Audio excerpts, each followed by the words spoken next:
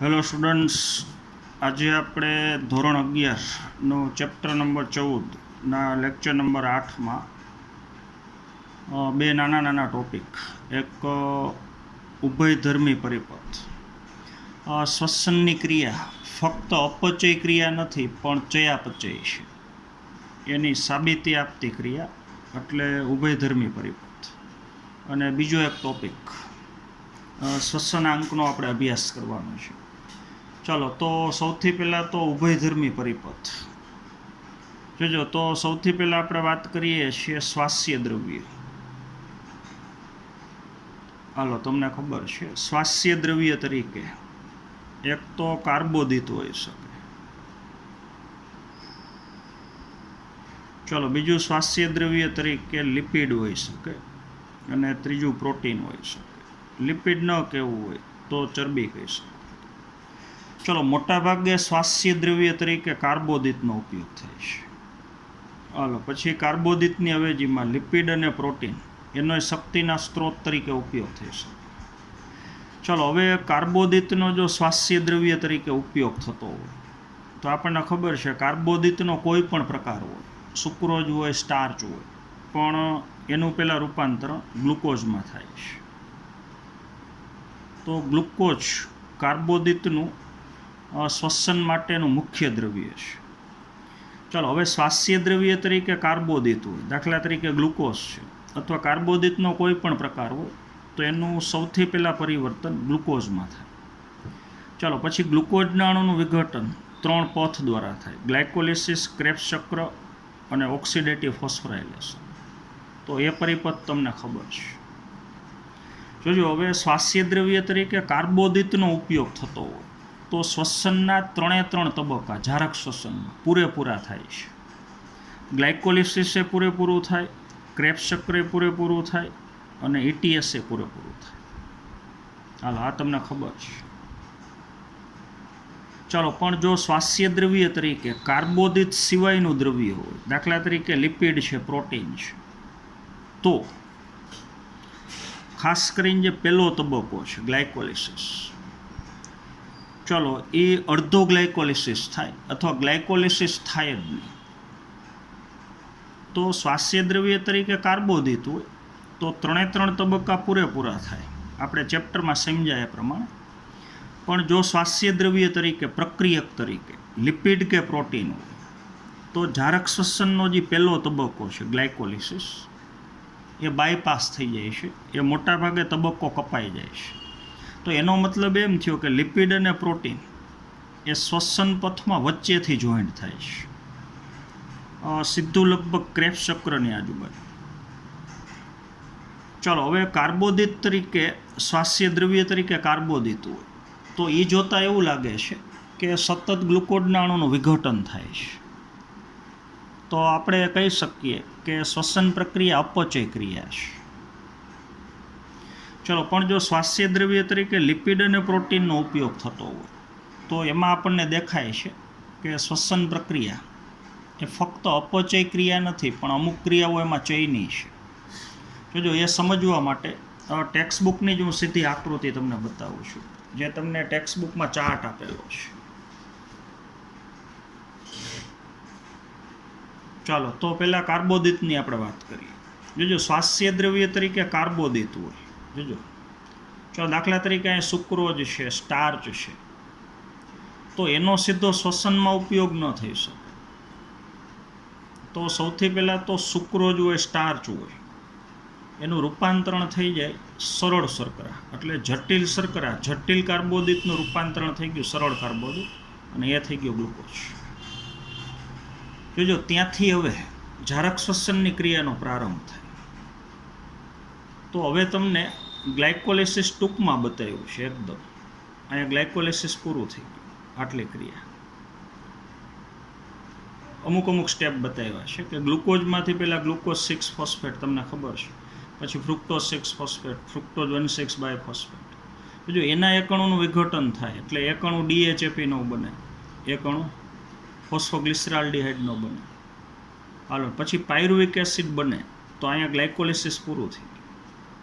પછી પાયરુવિક એસિડનું આગળ વિઘટન થાય એટલે જારક શ્વસનનો બીજો તબક્કો એ થઈ ગયું ક્રેબ્સ.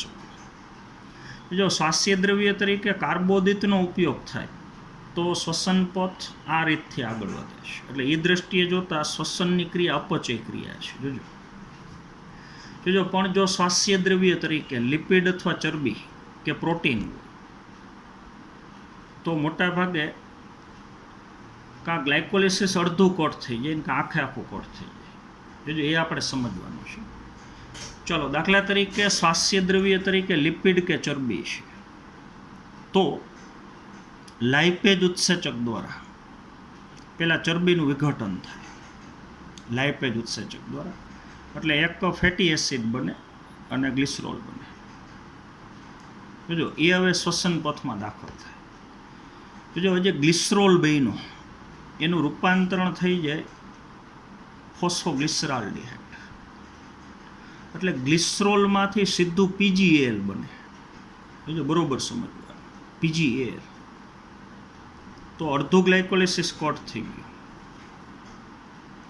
અને ફેટી એસિડ બન્યો એનું સીધું રૂપાંતરણ થઈ જાય એસિટાઇલ કોએન્ઝાઇમ, એટલે આખું ગ્લાયકોલિસિસ જ કોટ થઈ ગયું. તો એનો મતલબ તો એમ થયો કે કાર્બોદિત સિવાયનું સ્વાસ્થ્ય દ્રવ્ય હોય તો એ મોટા ભાગે શ્વસન પથના પહેલા તબક્કામાં પ્રવેશતા નથી. ગ્લિસરોલનું રૂપાંતરણ સીધું પીજીએલમાં થઈ જાય અને ફેટી એસિડનું સીધું રૂપાંતરણ એસિટાઇલ કોએન્ઝાઇમમાં થાય. જો પ્રોટીનમાં એવું થશે, પ્રોટીએજ ઉત્સેચકની મદદથી પહેલાં પ્રોટીનનું વિઘટન થાય એટલે બને એમિનો એસિડ. જોજો ભાઈ એમિનો એસિડમાંથી બે શક્યતા છે, કાં એમિનો એસિડમાંથી બને પાયરુવિક એસિડ મોટા ભાગે,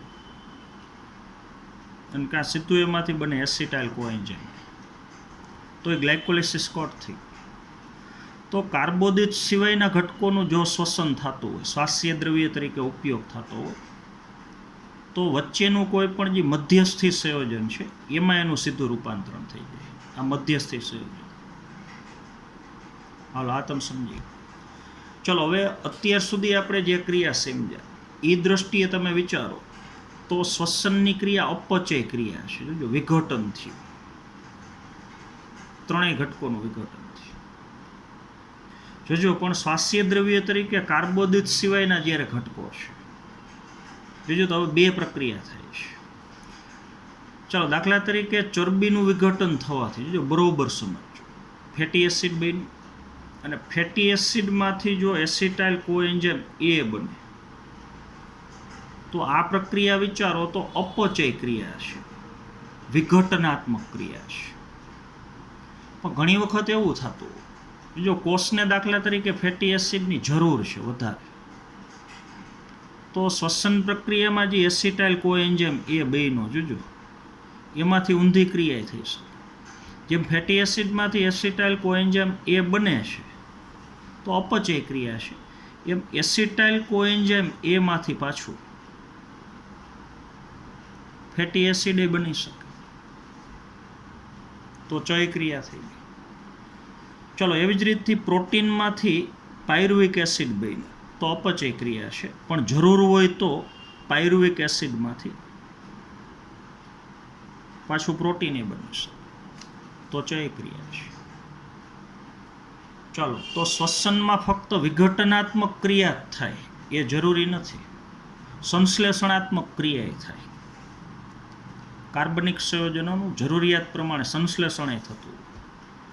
તો આ દ્રષ્ટિએ વિચારો તો શ્વસન ક્રિયા અપચય તો છે જ, પણ જરૂર પડે તો ભેગી ચય ક્રિયા છે. બસ તો શ્વસન ક્રિયા એ ફક્ત અપચય ક્રિયા ન હોતા ચયાપચય ક્રિયા છે. જોજો તો ઉભયમાર્ગી પથ છે, બે માર્ગે ક્રિયા થઈ શકે. ફેટી એસિડમાંથી એસિટાઇલ કોએન્ઝાઇમ એ બની શકે ને એસિટાઇલ કોએન્ઝાઇમ એમાંથી ફેટી એસિડ એ બની શકે. એમ પ્રોટીનમાંથી પાયરુવિક એસિડ એ બની શકે ને પાયરુવિક એસિડમાંથી પ્રોટીન એ બની શકે. તો બે માર્ગે થતી ક્રિયા છે, અપચય અને ચય. તો આને તમે એમ્ફીબોલિક પથ અથવા એને અપચય ક્રિયા કહી શકો. ચલો તો ટેક્સ્ટબુકમાં જે તમને થિયરી આપી છે એ થિયરી તમારે વાંચી જવાની છે. એમાં કોઈ વાક્ય ન સમજાય, કાંઈ ન સમજાય તો આવતા પીરિયડમાં મને કહેવાનું છે. ચાલો, પણ લગભગ બધું તમને વ્યવસ્થિત સમજાઈ જશે. ચાલો, તો મેં સમજાવ્યું એ પ્રમાણે યાદ રાખવાનું છે. ચાલો, પહેલાં આખો વિડીયો લેક્ચર જોવાનો છે મેં સમજાવ્યું એ પ્રમાણે. પછી ટેક્સ્ટબુક પ્રમાણે વાંચતું જવાનું, ચાર્ટમાં જોતું જવાનું, એટલે વ્યવસ્થિત થિયરી તમને સમજાઈ જશે. ચાલો, તો પહેલી ઘટના જે આપણે વાત કરી એ પૂરી થઈ ગઈ. ઉભયધર્મી પરિપથ જો, અથવા એનું ઇંગ્લિશ નામ જે કાઉન્સમાં આપ્યું છે એમ્ફીબોલિક પથ, એ તમારે ખાસ યાદ રાખવાનું છે. હાલો, હવે આ જ પીરિયડનો આપણો બીજો ટોપિક, એટલે ચેપ્ટરનો છેલ્લો ટોપિક. જો હજી એક પીરિયડ આપણે એટીપીની ગણતરીનો સમજવાનો છે. આપણું ચેપ્ટર આખું ટેક્સ્ટબુક પ્રમાણે પૂરું થઈ જાય પછી એક પીરિયડ આપણે આખો પીરિયડ એટીપીની ગણતરી, ઓલા 36 કે 38 એટીપી કઈ રીતથી બને, વચ્ચેથી ક્વેશ્ચન પૂછાય એટીપીની ગણતરીના, તો એ આપણે સમજવાનું છે. ચાલો, તો હવેનો આપણો ટોપિક આગળનો છે શ્વસનાંક. જોજો, તો શ્વસનાંક એટલે કાંઈ નહીં, આપણને ખબર છે શ્વસનની ક્રિયામાં ઓક્સિજન પ્રક્રિયક છે, એટલે ઓક્સિજન વપરાય છે અને CO2 નિપજ તરીકે મુક્ત થાય છે. જોજો, તો આપણે કંઈ નથી કરવાનું. સ્વાસ્થ્ય દ્રવ્ય તરીકે કોઈ પણ હોય, ચરબી હોય, કાર્બોદિત હોય કે પ્રોટીન હોય, એનું જ્યારે વિઘટન થતું હોય તો ચરબીનો એક અણુ અથવા કાર્બોદિતનો એક અણુ કે પ્રોટીનનો એક અણુ, એના વિઘટન માટે કેટલા ઓક્સિજનના અણુ વપરાય છે ને કેટલા CO2ના અણુ મુક્ત થાય છે. તો મુક્ત થતા CO2ના અણુ અને ઉપયોગમાં લેવાતા O2ના અણુ, એનો ગુણોત્તર લઈ લેવા, અને એ જે જવાબ મળે આપણને એને રેસ્પિરેટરી કોશિયન્ટ એટલે કે RQ, અથવા એને તમે શ્વસનાંક કહીશો. ચાલો, તો શ્વસનાંક બરાબર એનું સૂત્ર છે. ચાલો, મુક્ત થતા જો CO2નું કદ લખ્યું છે, એટલે CO2ના અણુ અને છેદમાં લેવાનું. ચાલો, વપરાતા એટલે કે ઉપયોગમાં આવતા લેવાતા O2ના અણુ. જોજો, એટલે શ્વસનાંક થઈ ગયો RQ. તો કોઈ પણ દ્રવ્યનું જ્યારે શ્વસન થતું હોય તો એનો આપણે RQ ગણવું હોય તો CO2ના અણુની સંખ્યા અને O2ના અણુની સંખ્યા, મુક્ત થતા CO2ના અણુની સંખ્યા અને વપરાતા O2ના અણુની સંખ્યા. ચાલો, આ બેનો તમે ગુણોત્તર લઈ લ્યો એટલે તમને શ્વસનાંક મળશે. ચાલો, હવે સ્વાસ્થ્ય દ્રવ્ય તરીકે કયું દ્રવ્ય છે જોજો. ચાલો, દાખલા તરીકે સ્વાસ્થ્ય દ્રવ્ય તરીકે કાર્બોદિત છે, સ્વાસ્થ્ય દ્રવ્ય તરીકે લિપિડ અથવા ચરબી છે, સ્વાસ્થ્ય દ્રવ્ય તરીકે પ્રોટીન છે, અથવા સ્વાસ્થ્ય દ્રવ્ય તરીકે કાર્બનિક કોઈ પણ એસિડ છે.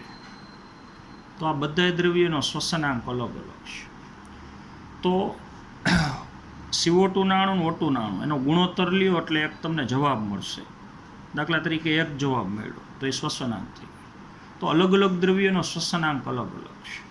જો કાર્બોદિતનો કોઈ પણ પ્રકાર હોય, સ્ટાર્ચ હોય, સુક્રોઝ હોય, ગ્લુકોઝ હોય, એનું શ્વસનાંકનું મૂલ્ય એક જ હોય. ચાલો, હવે સ્વાસ્થ્ય દ્રવ્ય તરીકે જો લિપિડ હોય તો એનું શ્વસનાંકનું મૂલ્ય 0.7 હોય. જો સ્વાસ્થ્ય દ્રવ્ય તરીકે પ્રોટીન હોય તો એનું શ્વસનાંકનું મૂલ્ય 0.9 હોય. અને કાર્બનિક એસિડ હોય તો શ્વસનાંકનું મૂલ્ય 1થી વધુ હોય. જોજો, તો શ્વસનાંક 3 પ્રકારના હોય એવું દેખાય છે. કાં શ્વસનાંક 1 હોય, કાં શ્વસનાંક 1 કરતાં ઓછો હોય, અને કાં શ્વસનાંક 1થી વધુ હોય. તો શ્વસનાંકનું મૂલ્ય કેવું હશે એનો આધાર. ચાલો, શ્વસન દરમિયાન જે સ્વાસ્થ્ય દ્રવ્ય તરીકે ઉપયોગમાં લેવાય છે એ દ્રવ્યના પ્રકાર ઉપર છે. ચાલો, દાખલા તરીકે કાર્બોદિત માટેનો શ્વસનાંક આપણે લઈએ તો એનું પહેલાં સમીકરણ બતાવ્યું તો આપણને ખબર છે C6H12O6. ચાલો, પ્લસ અહીંયા 6O2, તો સામે નિપજ તરીકે 6CO2 પ્લસ 6H2O. બીજું આ જારક શ્વસન થઈ ગયું. તો હવે આપણને ખબર છે આનો આપણે આરક્યુ ગણવો હોય તો અહીંયા મુક્ત થતા CO2 ની સંખ્યા એટલે 6 CO અને વપરાતા O2 ની સંખ્યા 6 O2. તો મુક્ત થતા CO2 ને વપરાતા O2 એ તો સરખા છે, તો આરક્યુ નું મૂલ્ય મળ્યું 1. તો કોઈ પણ દ્રવ્યનું શ્વસન થતું હોય એમાં મુક્ત થતા CO2 અને વપરાતા O2 ની સંખ્યા સરખી હોય તો શ્વસનાંકનું મૂલ્ય આપણને 1 મળે. હાલો આ તમે સમજી ગયા છો. ચાલો, પણ જો આવું ગ્લુકોઝના અણુનું જારક શ્વસન થાય તો હોય, પણ જો ગ્લુકોઝના અણુનું અજારક શ્વસન થાય, દાખલા તરીકે C6H12O6, જો દાખલા તરીકે આલ્કોહોલિક આથવણ થાય છે તો આપણને ખબર છે 2 અણુ બને ઇથાઇલ આલ્કોહોલ પ્લસ ભેગા બને 2 અણુ CO2.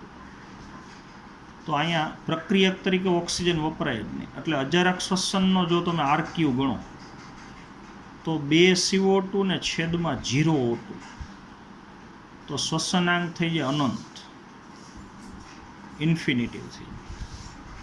ચલો, ટેક્સ્ટ બુકમાં નથી આપ્યું પણ આપણે યાદ રાખવું. કાર્બોદિતનું જારક શ્વસન થાય તો શ્વસનાંક 1 હોય, પણ જો એનું અજારક શ્વસન થાય તો શ્વસનાંક આપણને અનંત અથવા ઇન્ફિનિટિવ મળે છે. તો એક વાક્ય તમારે લખી નાખવાનું છે કે અજારક શ્વસનનો શ્વસનાંક અનંત અથવા ઇન્ફિનિટિવ હોય છે. ચલો, હવે જો સ્વાસ્થ્ય દ્રવ્ય તરીકે લિપિડ હોય, ચરબી દાખલા તરીકે, તો એનો શ્વસનાંક 1 થી ઓછો હોય. જોજો તો એનું સમીકરણ બતાવું છું ટેક્સ્ટ બુક પ્રમાણે. ચાલો, હવે C51 કાર્બનની સંખ્યા, H98 અને O6. જોજો આ થઈ ગયું ટ્રાયપામિટીન, આ ફેટી એસિડ થઈ એટલે લિપિડ. ચલો, હવે આનું અણુ તોડવા માટે અહીંયા પ્રક્રિયક તરીકે વપરાતા O2ના અણુની સંખ્યા 145 O2. તો સામે નિપજ તરીકે જો કાર્બનની સંખ્યા 51 × 2 એટલે 102 છે.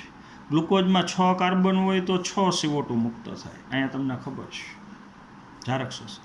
તો જેટલા કાર્બન હોય એટલા CO2 મુક્ત થાય, એટલે 102 CO2 અને ભેગા 98 અણુ પાણીના બને છે. તો આનો હવે તમે આરક્યુ કાઉન્ટ કરો તો આરક્યુ બરાબર મુક્ત થતા CO2ના અણુની સંખ્યા અને વપરાતા O2ના અણુની સંખ્યા, એટલે 102 ભાગ્યા 145 કરો તો આરક્યુ તમને મળશે 0.7. જો હવે આનું કારણ તમારે યાદ રાખવાનું. આપણને એમ કે કાર્બોદિત કરતાં ચરબીનો શ્વસનાંક વધારે છે, એનું કારણ જોજો અહીંયા ગ્લુકોઝનો એક અણુ છે તો એમાં 6 કાર્બને 6 ઓક્સિજન છે, એટલે કાર્બનની સાપેક્ષમાં ઓક્સિજનનું પ્રમાણ સારું એવું છે. તો ગ્લુકોઝનો અણુ તોડવા માટે, એનું ઓક્સિડેશન કરવા માટે ઓછા ઓક્સિજનના અણુ વાપરવા પડે. જોજો અહીંયા જુઓ, અહીંયા કાર્બનની સંખ્યા 102, એની સાપેક્ષમાં ઓક્સિજન 12. તો કાર્બોદિતના બંધારણ કરતાં લિપિડના બંધારણમાં ઓક્સિજનનું પ્રમાણ ઓછું છે કાર્બનની સાપેક્ષમાં. તો જે સ્વાસ્થ્ય દ્રવ્યમાં ઓક્સિજન ઓછો હોય કાર્બનની સાપેક્ષમાં એકદમ ઓછો, તો એના વિઘટન માટે વધારે O2 વાપરવા પડે. વધારે O2 વાપરીએ તો છેદ મોટો થઈ જાય અંશ કરતાં, એટલે એનો શ્વસનાંક 1 કરતાં ઓછો છે. હાલ આ તમે સમજી ગયા છો. ચલો, તો જેટલા તેલીબિયા છે, મગફળી છે, એરંડી છે, તો આપણને ખબર છે બીજમાં ખોરાક સંગ્રહી રચના લિપિડ હોય. તો એ બીજનું જ્યારે અંકુરણ થતું હોય તો સ્વાસ્થ્ય દ્રવ્ય તરીકે લિપિડનો ઉપયોગ થતો હોય ત્યારે આપણને શ્વસનાંક આવો મળશે. જોજો હવે પ્રોટીનનો સ્વાસ્થ્ય દ્રવ્ય તરીકે ઉપયોગ થાય તો આવી જ રીતથી એનું શ્વસનાંકનું મૂલ્ય મળશે તમને 0.9. ચાલો, તો 2 દ્રવ્ય એવા છે લિપિડ અને પ્રોટીન, એનો શ્વસનાંક 1 કરતાં ઓછો છે. જોજો હવે કાર્બનિક એસિડ હોય, હમણાં આપણે વાત કરી રીતે, તો એનો શ્વસનાંક 1 કરતાં વધુ, 1 થી વધુ. ચાલો, તો એકાદું ઉદાહરણ આપણે લઈ શકીએ. ચલો દાખલા તરીકે મેલિક એસિડ છે, જોજો એનું સૂત્ર લખું કે C4H6O5. આ એક પ્રકારનો મેલિક એસિડ છે અથવા એક પ્રકારનો એસિડ છે. ચલો હવે એના વિઘટન માટે વપરાતા O2 ના અણુની સંખ્યા 3O2. જો 4 કાર્બનવાળો એસિડ છે એટલે અહીંયા 4 CO2 મુક્ત થશે. ચલો પ્લસ ભેગું આવશે 3 અણુ પાણી. જો હવે આપણે આનો આરક્યુ કાઉન્ટ કરીએ તો 4 CO2 છેદમાં 3 O2, તો આપણને આરક્યુનું મૂલ્ય મળ્યું 1.33. તો આરક્યુનું મૂલ્ય 1 કરતાં વધારે છે. ચલો અહીંયા તમે સમજી ગયા છો. બીજો હવે કાર્બોદિત કરતાંય કાર્બનિક એસિડમાં ઓક્સિજન વધારે છે, 4 કાર્બન અને 5 ઓક્સિજન. તો પ્રક્રિયક તરીકે ઓક્સિજનનો ઓછો ઉપયોગ થાય, તો અંશ મોટો થાય ને છેદ નાનો થાય, એટલે આરક્યુનું મૂલ્ય 1 કરતાં વધારે મળે. હા, તો આ તમે સમજી ગયા છો. તો છેલ્લી લાઈન હું વાંચું છું. જો જ્યારે પ્રોટીન સ્વાસ્થ્ય પદાર્થના રૂપમાં ઉપયોગમાં લેવાય ત્યારે તેનો શ્વસનાંકનો ગુણોત્તર લગભગ 0.9 હોય. આ તમે સમજી ગયા. જો હવે છેલ્લી 2 લાઈનનો મિનિંગ. ચલો અહીંયા એ જાણવું અત્યંત મહત્વપૂર્ણ છે કે સજીવોમાં સ્વાસ્થ્ય પદાર્થો મોટા ભાગે 1 કરતાં વધારે હોય છે, પરંતુ જો સ્વાસ્થ્ય પદાર્થો 1 કરતાં વધારે હોય છે એટલે સ્વાસ્થ્ય પદાર્થ તરીકે કાર્બોદિત, લિપિડ, પ્રોટીન, કાર્બનિક એસિડ આ બધા હોય. હવે મોટા ભાગે તો કાર્બોદિતનો જ ઉપયોગ થાય. આનો ઉપયોગ તો ભૂખમરાની સ્થિતિ હોય, શરીરમાં જો કાર્બોદિત ઘટી ગયો હોય તો આનો ઉર્જાના સ્ત્રોત તરીકે ઉપયોગ થાય.